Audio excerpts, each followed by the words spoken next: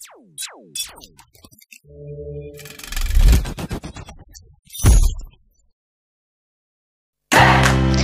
ibu-ibu semuanya, selamat datang dalam video edukasi mengenai diare pada ibu hamil.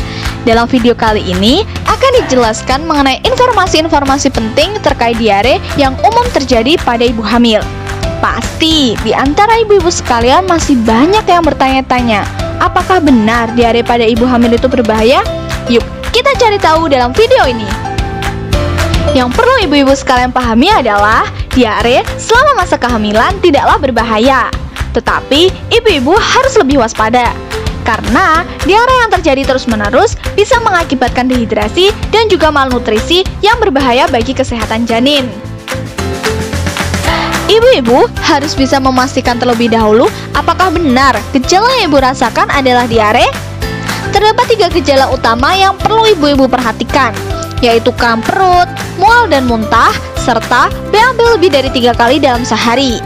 Jika ibu-ibu sekalian merasakan ketiga gejala tersebut, maka bisa dipastikan jika ibu-ibu mengalami diare. Lantas, apa saja penyebab diare selama masa kehamilan?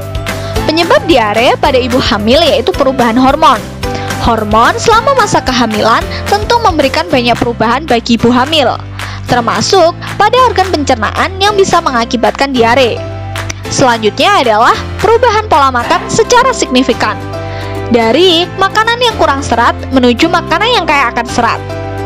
Kemudian ada vitamin prenatal, di mana banyak ibu-ibu tidak cocok dengan vitamin prenatal yang mereka konsumsi. Maka perlu dilakukan konsultasi ulang kepada dokter.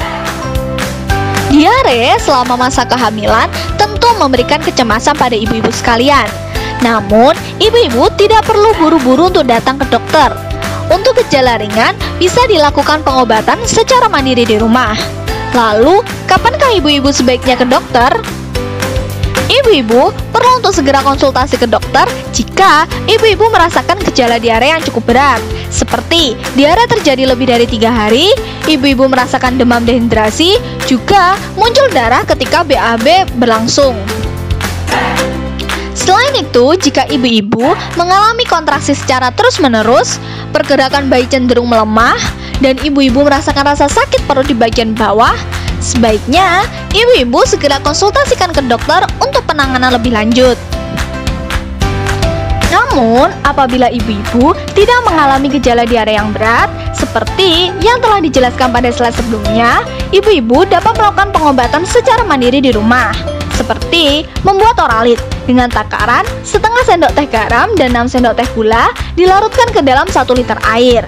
Atau ibu-ibu bisa membeli oralit ke apotek terdekat. Kemudian ibu-ibu perlu untuk minum air putih yang cukup, karena ketika seseorang diare akan kehilangan banyak cairan.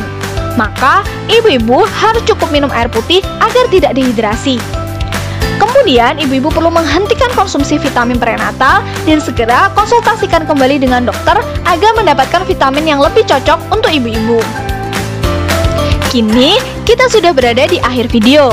Apakah ibu-ibu mendapatkan banyak informasi mengenai diare pada masa kehamilan? Dengan video ini, ibu-ibu diharapkan untuk lebih paham dan waspada terhadap diare yang sering terjadi selama masa kehamilan. Jangan lupa untuk rutin check up dan konsultasikan segala keluhan ibu-ibu kepada dokter. Terima kasih atas waktu yang telah ibu-ibu berikan. Sampai jumpa di video selanjutnya. Bye-bye!